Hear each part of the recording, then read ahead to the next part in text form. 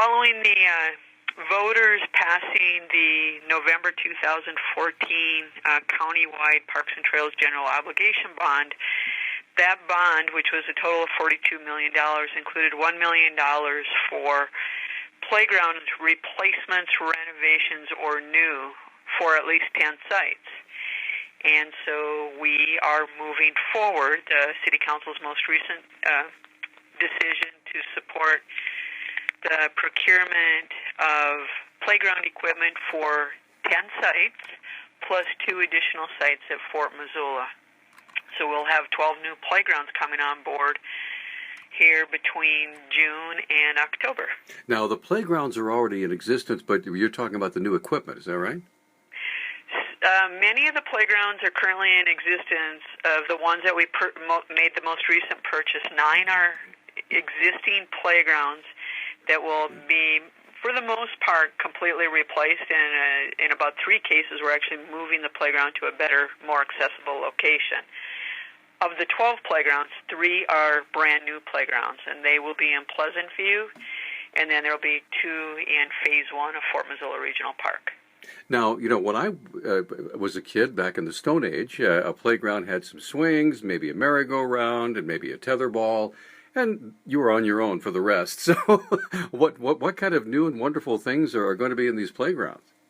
You know, the playground industry has advanced significantly. There still are slides. They're usually of all different kinds of shapes, though, not the typical tall metal slide that we were probably all growing up on. They might be 2 parallel tubes. They might look like a long tongue, all kinds of things. Certainly swings, including fully accessible swings, and we have one unique new swing coming out of Fort Missoula where a parent or an older sibling can actually swing face-to-face with a little toddler. So that'll be kind of fun. The other playground equipment includes a variety of types of climbers. It could be on ropes. It could look more like a obstacle course. It could look like a cube.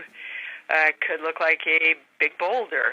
And then, of course, there's all sorts of spinners and merry-go-rounds, most of which don't look like the ones we rode, but are much more creative.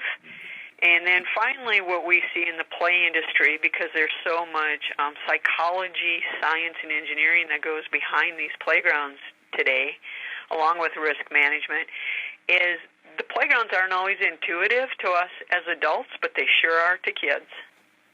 Now, in what way are they intuitive to kids? Well, if you look at a play structure, and the first one that comes to mind is a fairly new one that we have in Pineview Park that was by a company called Compound. There's a series of tubes, things that span different places to sit or climb, and it doesn't quite look like anything you've traditionally seen. It looks a little outer space-like, but the kids are climbing all over that, spinning on it, swinging on it, and doing all sorts of things and just having a ball. All right. Now, when will all this take place? Or when will the construction come, or is it going to be done in tiers? The construction will be certainly completed in tiers. We've already started excavation of a few of the neighborhood sites, and then we were halted by freezing, of course, and snow. And they look to get back out in the parks as early as next week again, if this weather holds. And so we'll be constructing all of the bowls and the concrete trim that goes around those bowls that holds the fall zone in place, which is what protects the kids should they fall. And then once all of the infrastructure is ready, the playground equipment will get installed mostly starting about mid to late May through June into mid-July. And then any remaining projects and Fort Missoula will continue on through the summer, with Fort Missoula being completed sometime in late September, early October.